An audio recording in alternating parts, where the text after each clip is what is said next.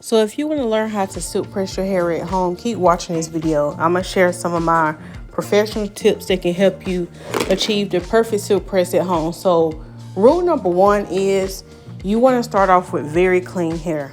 Okay, that's rule number one. You want to clarify your hair. You want to use a deep cleansing shampoo. This is going to remove all the oil, all the buildup off your hair. This point is so this point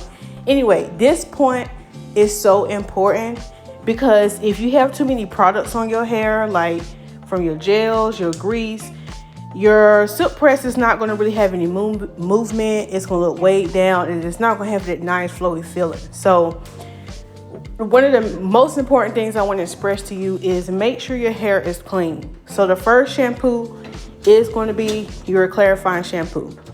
These are the two shampoos I'm using. I'm actually using a rosemary shampoo, which is a clarifying shampoo, and my honey mimosa moisturizing shampoo. So that first shampoo is going to remove all of that. If you have scalp issues, you can use the rosemary shampoo as your clarifying one. Then you always want to follow up with a moisturizing, hydrating shampoo. So that's exactly what I did. Now I'm putting a conditioner on her hair and I'm sitting her up on the steamer. If you don't have a steamer at home, you can just do a deep conditioning treatment with a plastic cap. Let it sit for 15 minutes. Rinse the hair out with cool water. You definitely want to do a treatment on the day that you're using heat in your hair. Now, this is what's going to stop you from getting a lot of heat damage. So here, my client, I'm about to spray this Silk Recharge Heat Protectant Spray. It's going to protect her curls.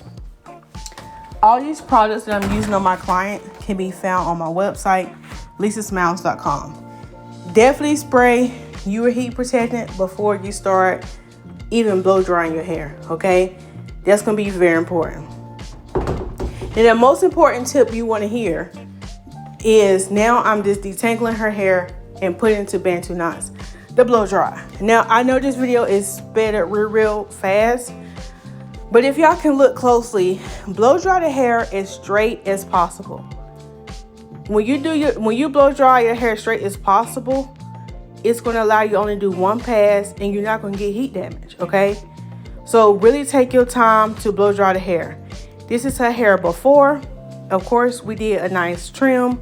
We cleaned it up, trimmed her hair real nicely. And now we're going to get on to the curls. But I just want to put emphasis on that blow dry again, because this is where a lot of people mess up. They just blow dry enough till the hair is dry, but you want to blow dry the hair until it's smooth, to as straight as possible.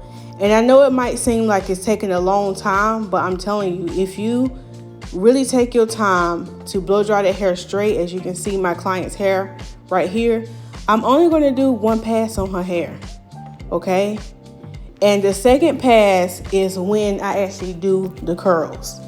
That's the second pass. So I flat on that part, and then I take bigger chunks and I do her curls.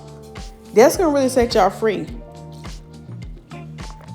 Okay, remember, keep the products lightweight. Do I use leave-in conditioner when I do silk press? Personally, I don't. You can use leave-in conditioner if it's very lightweight, but I've been able to achieve results like beautiful, flawless silk presses by only just using these one or two products. Some clients, I use the Silk Recharge spray and the S3 spray.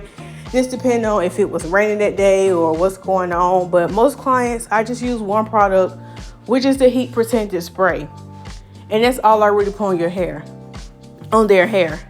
Now, some tips, some people will ask, can I oil my hair while it's in the silk press? And I will say no, do not oil your hair while it's in the silk press. And the reason being is because when your hair is straight, it's the longer you wear your silk press, you'll start to notice that it gets oily, or your hair gets oily on its own.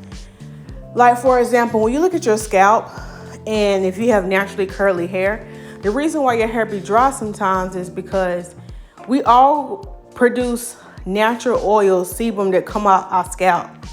And sometimes what naturals, when that hair is naturally curly, that oil that we produce cannot naturally slide down that hair shaft because it's so curly. Versus our vanilla sisters in Christ, they have straight hair. And you always tend to hear them say, oh, my hair gets so oily and they have to wash it more often. And that's only because the natural oils that they create can naturally slide down easily down their hair strap if their hair is straight. Now, I know some of our vanilla sisters in Christ, do have curly hair too. But for those who have, the naturally straight hair, their oil slides down their hair shaft so easy. That's why they have to shampoo seem like more than us, okay, who might have the naturally coarse or curly hair. So no, you do not have to oil your hair or your scalp every day if you have a silk press. It's going to naturally get oily as the days go on, okay? So I'm finishing up my client. I am taking bigger chunks and just curling it with my flat iron.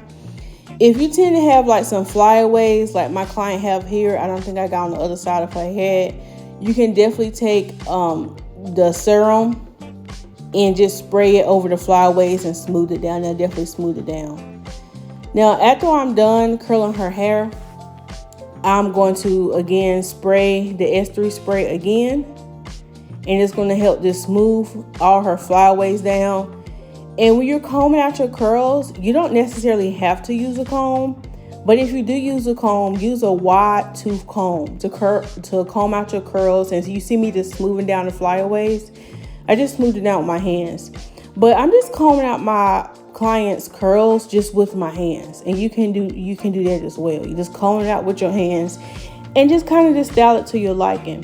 So at night, if you want to preserve your curls, you can use flexi rods, or you can do pin curls, or you can just do a regular wrap at night, and that will preserve your silk press. Do not apply any additional heat once you have silk pressed your hair, because you will get the heat damage. If it starts to get frizzy, you can blow dry it, but do not apply any additional flat iron or anything if you're doing your silk press at home. So I hope these tips help. And share this video out if it helped you. Share it with somebody who's doing a silk press at home. Thank y'all so much for subscribing and watching the video and liking the video. And hey, if you're looking for more resources on how to grow your hair and you're struggling and you need a hair care guide, a treatment plan, you'll see down in the description box, I have a hair care guide. It's called the Ultimate Hair Care Guide. It's from me, Lisa Smiles, a licensed professional, where I'm giving you different checklists on things you should be doing to your hair. And just to kind of help you get your hair on the right track. If your hair might be dry, thinning, you got heat damage, I definitely have some treatment plans in there to help you achieve the results you're looking for. So you can have beautiful, healthy, and flowing hair just right here with my client. So again, thank y'all so much for watching this video. I hope this information was helpful, and I will see you in the next. Bye.